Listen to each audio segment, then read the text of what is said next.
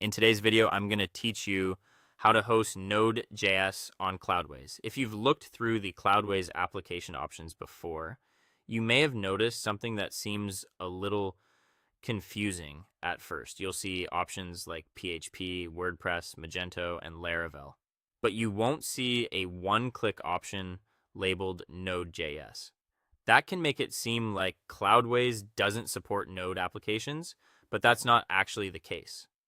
Node and NPM are already available at the server level, so the goal here is to create a clean application environment and connect everything properly.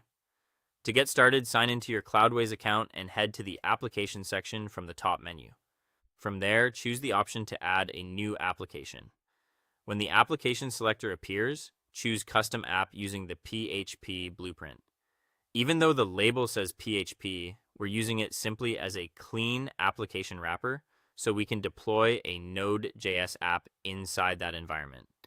Next, select the server where you want the application to live. Give the application a clear name so it's easy to recognize later.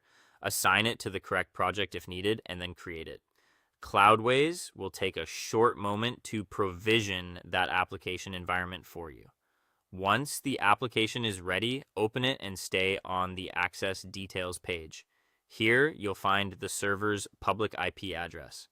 Copy that value because you'll need it in the next part when connecting through your terminal. Now move over to your local computer and open your terminal application. Use SSH to connect to the server with your master credentials and the public IP you just copied.